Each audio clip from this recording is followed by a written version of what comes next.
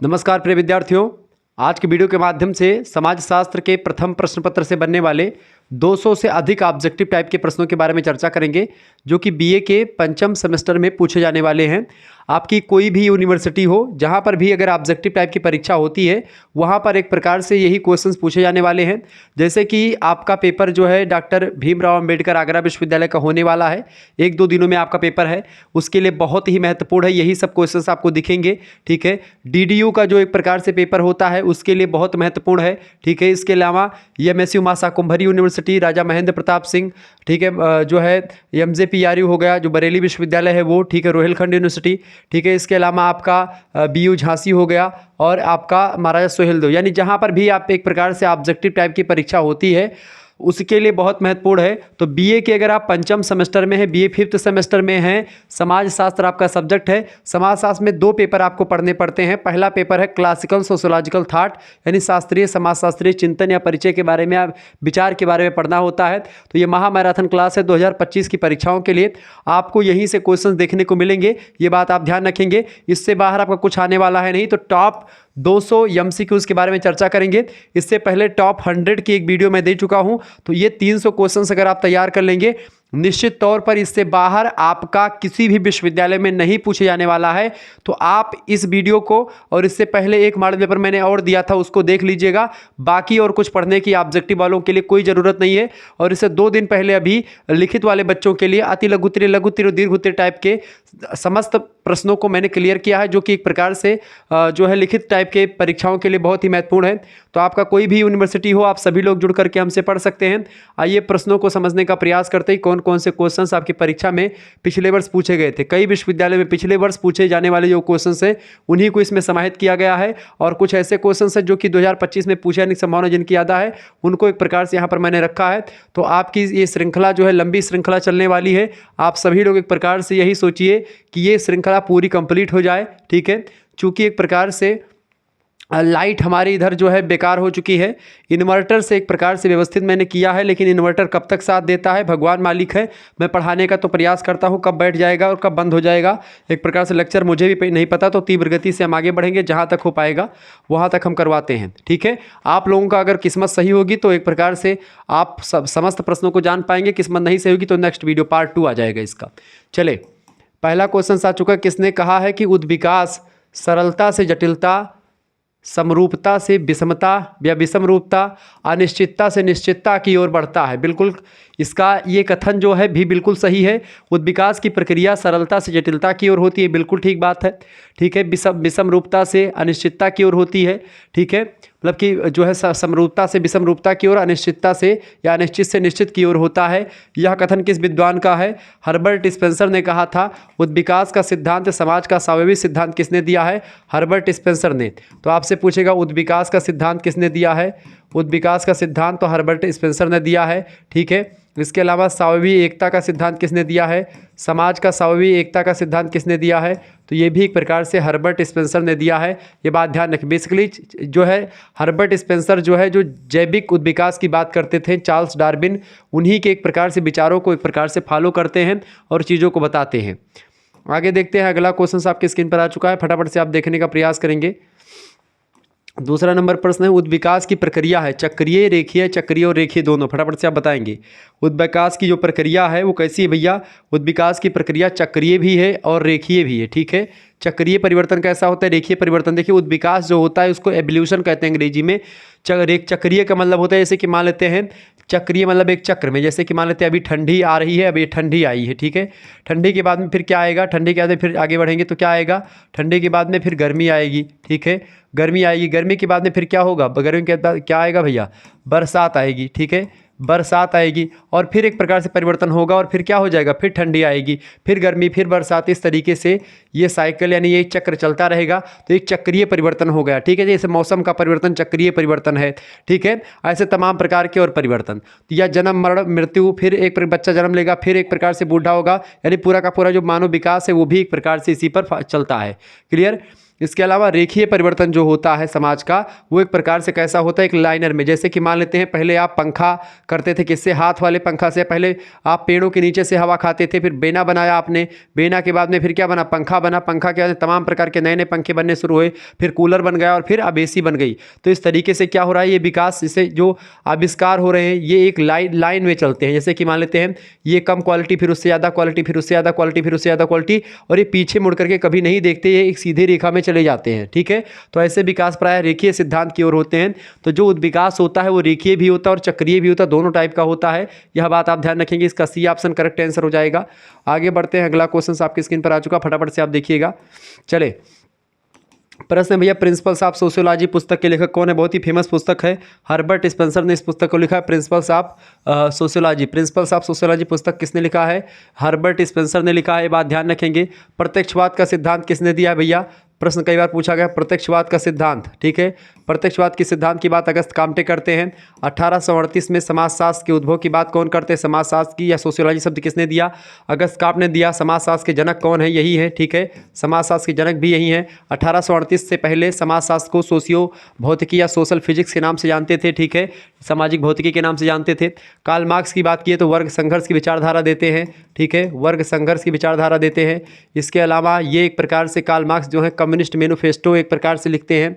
ठीक है, ऐसे और आप कहते हैं कि अब तक का जो समाज रहा है वर्ग संघर्ष का इतिहास रहा है। ये सारी बातें यही कहते हैं कार्ल मार्क्स। तो ये सब ध्यान रखें। किसने समाज को समझाने के लिए सावयवी सादृश्य का प्रयोग किया? सावयवी मतलब वो एक प्रकार से होता है कि जैसे कि एक मनुष्य का शरीर जो है उसके भांति समाज भी, जिस तरीके शरीर के अंग जो होते हैं वो एक प्रकार से मिलकर के शरीर का निर्माण करते हैं, ऐसे समाज के तमाम प्रकार के स्वरूप या समाज के तमाम प्रकार की चीज़ें मिलकर के समाज रूपी एक प्रकार से शरीर का निर्माण करते हैं।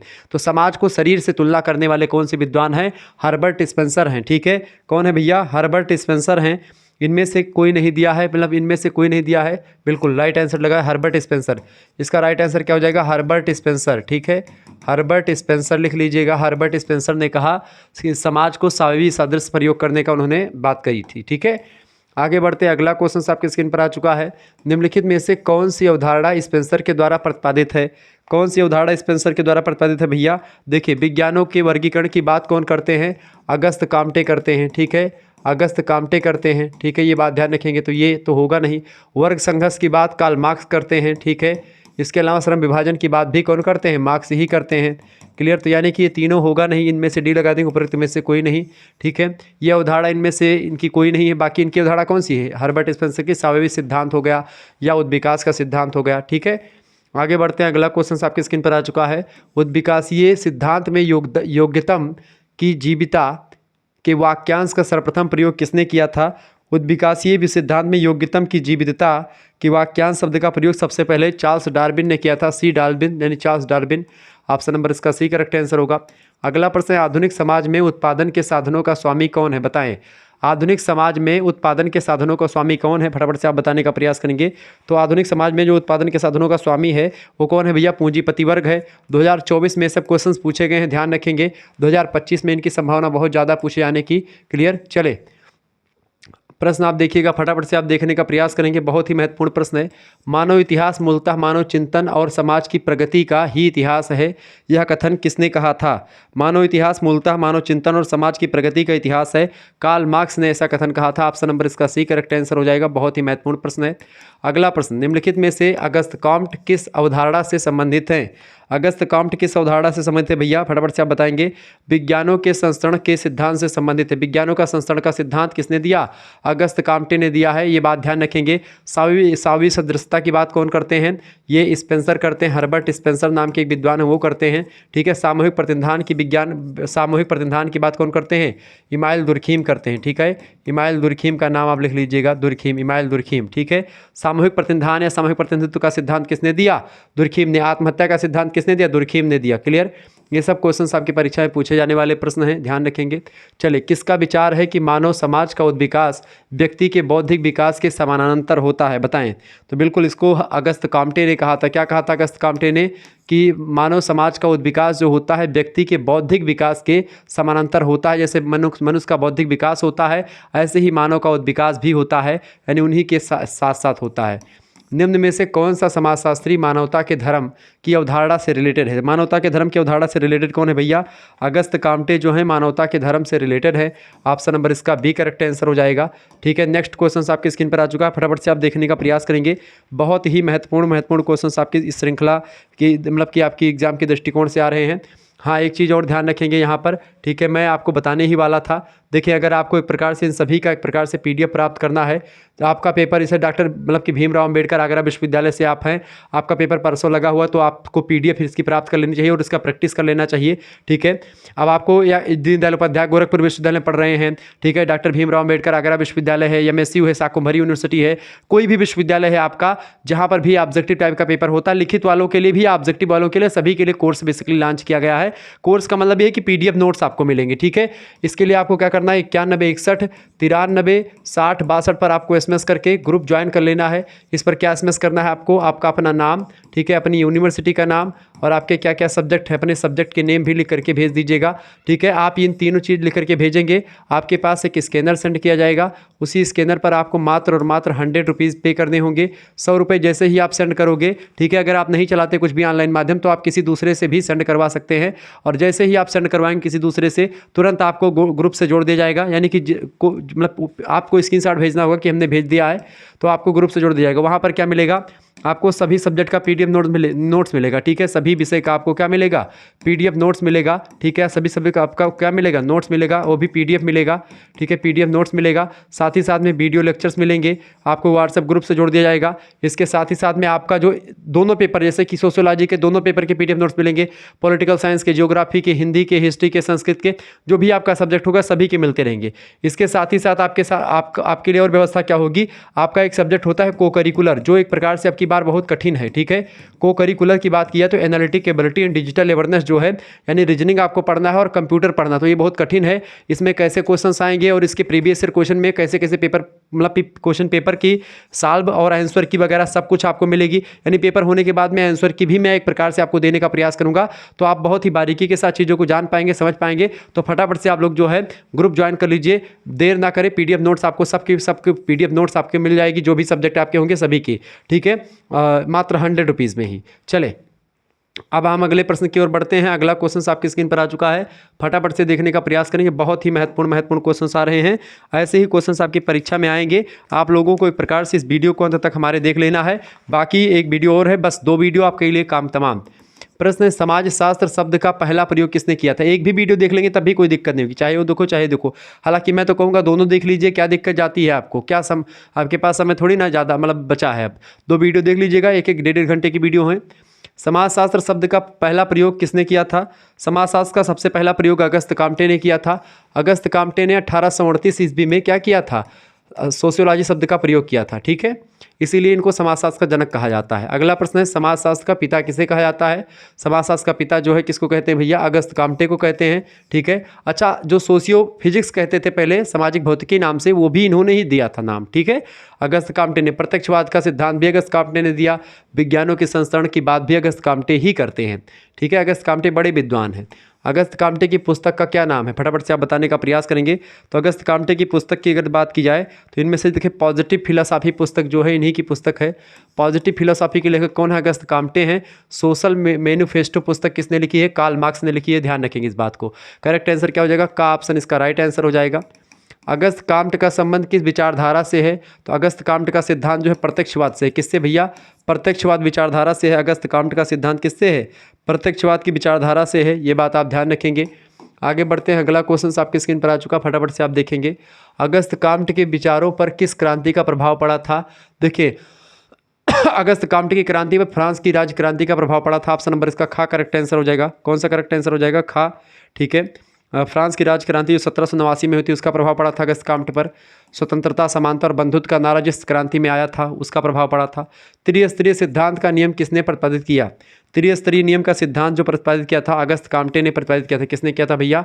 अगस्त काम्टे ने प्रतिपादित किया था त्रिस्तरीय, ठीक है, नियम। ठीक है, आगे देखेंगे। अगला क्वेश्चन आपकी स्क्रीन पर आ चुका है, फटाफट से आप देखने का प्रयास करेंगे।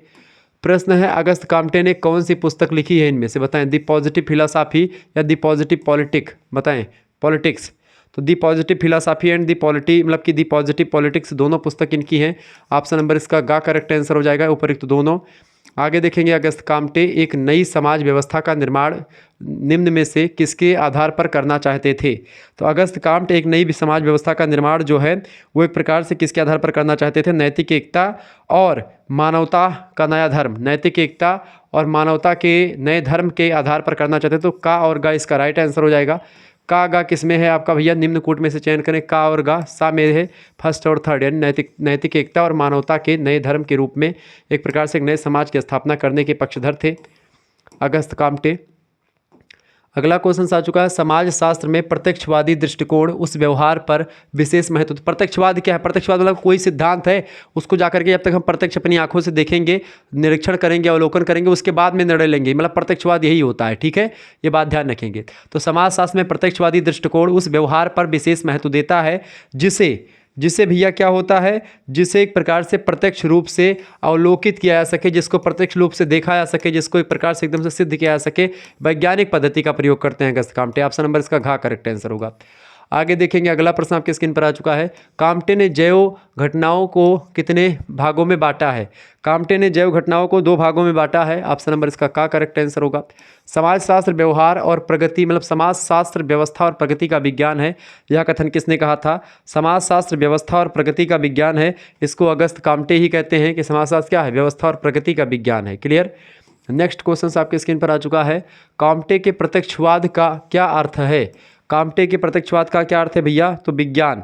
काम्टे का प्रत्यक्षवाद मतलब होता है सीधा सीधा वैज्ञानिक चीज़ों का प्रयोग करके, यानी वैज्ञानिकता साइंटिफिक चीज़ों का प्रयोग करते हैं और इनका तात्पर्य क्या है, विज्ञान से।